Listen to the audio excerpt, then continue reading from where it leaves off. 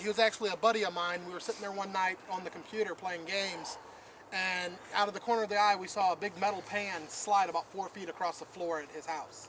Nobody else around it. We decided to do a full-blown investigation there, and one night they're going out of town. They cut the power off on their house. Just when they're getting ready to move out, we put a voice-activated tape recorder down into their basement and just let it run all night long. When we came back, we had over 3 hours of EVP. EVP is electronic voice phenomenon. What we do is we will take a tape recorder, either digital or with the small microcassette ones. We will turn them on and we'll ask questions. We'll ask, what's your name? When did you die? Who is the president? We'll pause 10-15 seconds between each question. Whenever we get done, we'll go back and play that tape back, and sometimes in between the pauses, you'll get answers to your questions. And sometimes they're very detailed. One of the investigations we're doing a museum. We asked, what was your name? We got a name, a rank, and a serial number. Well, what was weird is that we started going back during World War II. One of the guys that had been shot and killed, his stuff was actually at the museum. They have a helmet there. The bullet went right through the helmet into his skull. It killed him. That was not on display. That was put up inside one of the offices upstairs. They were getting ready to put it out on display. Nobody there knew that it was there. We had no clue, that it was even in the building. And we got a name, rank, and serial number off that. Stuff like that, that's hard to disprove. That to us, that's evidence. We post any EVPs we get up on our sites. Feel free to go through them, browse them, all that. Next site's going to be... When you go through, especially some of the older cemeteries, you'll see a lot of symbolisms on the gravestones. We're going to show you a few as we walk along. We have a few over here. One thing you might see is a lily. This is a symbol of purity and immortality. We have some over here on this grave. It's a laurel wreath. What that symbolizes is victory over death. These people believe that their spirit did not die here on the earth, but they have had victory over death. Over here, we have a Bible, which is self-explanatory. One of the more common ones are the hands. You'll often see two hands joined together. This means that this person that's died is being led to heaven. Sometimes what you'll see on some of the older markers is it might be a frilly sleeve on the hand that's leading upwards. This means that the spouse, the wife, died first. If you see like a cuffed, like a man's sleeve, that means that the husband died first. The wife might be buried there and the husband is leading her into heaven. So these are the hands.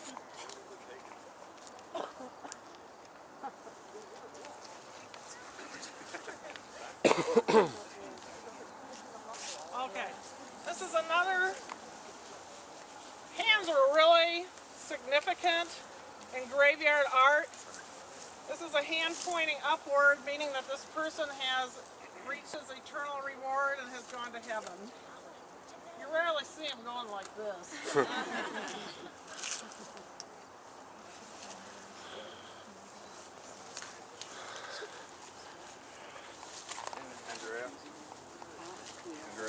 It's down on the other side of it. You can go back over there and see. Right in front of that tree. Next one's going to be the Dodge mausoleum. Here, we're on this side. Smoke a cigarette for a second. Hang on, man. I got my hands full. Dude, I've been dying for a cigarette since we started. Going that way. But you bring the tripod. I always had it on the tripod. Nah, I like getting better. I get better footage if I actually follow them. Plus, I got a couple hot chicks. Their boobs. I have to edit that part out. You're not editing nothing, dude. Huh? Whatever said is on there.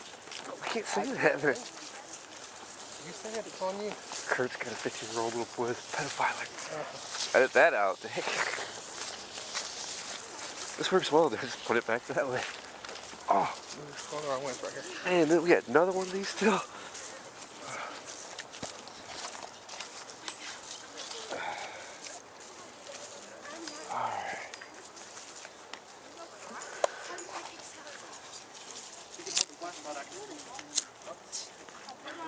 Hold on.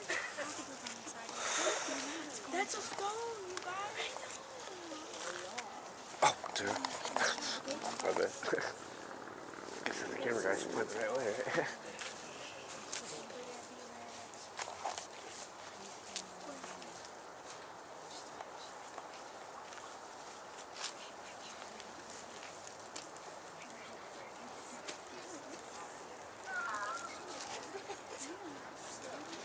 Come up closer. We're not going to go in. It's locked. Say, why not? We're all locked. Early graveyards were very fearful, kind of hellish places. A lot of the markers that you see from the older times had skulls on them, and skulls and crossbones and warnings of what would happen to you when you die if you weren't saved or didn't live a good life. And the Victorians didn't really like the hellish side of death. They kind of wanted to romanticize it. So in the 1800s, the skulls became more cherubic looking, and that's when you start seeing angels on headstones and on graves. And one thing about death is they claim it's the great equalizer, but if you had a lot of money, you could kind of take it with you and have a big monument made to yourself, like a mausoleum. One other thing that you'll find in the Victorian era is large mausoleums, and also very garish and sorrowful looking tombstones with like angels draped across them, figures of mourning. They were very, very sorrowful because of the way the Victorians really romanticized death. Later on, when these things started kind of crumbling, that's when you got into your Gothic thing that you see in horror movies. You see the crumbled angels and the overgrown cemeteries with the vines and the shrubs, because a lot of those garden cemeteries weren't taken care of. This is an example of Victorian opulence, and this is the mausoleum of Mr. Dodge. This is solid granite and limestone, I believe. And he alone is buried in here. Wallace Dodge lived in Mishawaka and originally started out making axes and sawhorses, and then he invented something called Magic Jack. And eventually he invented with his chief engineer a split wood pulley, which really innovated the manufacturing process with the pulleys and the belts.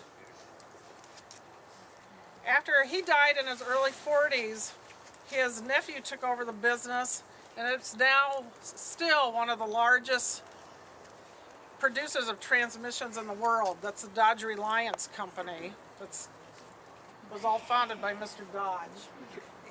As you can see, he died in 1899. Dodge car was named after him. Could have been. His wife, Hattie, was buried over there. They bought a house which is now, I believe, owned by Troyer and Associates over there by the viaduct on Ironwood. It was a big Victorian house. Maddie bought that in 2 years after Mr. Dodge died, and it was a really, really opulent mansion. It had, I think, at least 30-some rooms in it, and had chandeliers. It was very extravagant, and it's been restored and it's still standing. So he died first. He died And then first. She died. And she's She buried knew over he there. had made that arrangement that she wouldn't be in there. And she lived in Nobody Florida. knows why she's not buried there. Do you want to talk about There's the no record of it, symbol no stuff nothing. they always put up He on died top? first, Or was you want me to buried do out that? there. That's what's weird. She died after him, was buried It's covered next now to with him. the vine right So there. when this got finished, because they were finishing But a this, lot of they the dug him back up to put him in here. Yeah. So, Myself will be in it. what is it? on a lot of the crypts and mausoleums that people had built, they were usually of wealth, and a lot of the wealthy people back then belonged to a lot of societies, the Masons, the Knights Templar, and whatnot. A lot of times they will put that symbol right above the name. You can kind of see a little bit of one here, but it's overgrown with the vine. But if you look at most mausoleums or crypts, almost all of them have something up top above the name. What is it supposed to be? It's generally like a symbolism of societies or groups that they belonged to when they were alive, like the Masons and whatnot. Oh, okay. So usually families buried in mausoleums? Yeah, usually they are. Yeah. They have to put the whole family in there.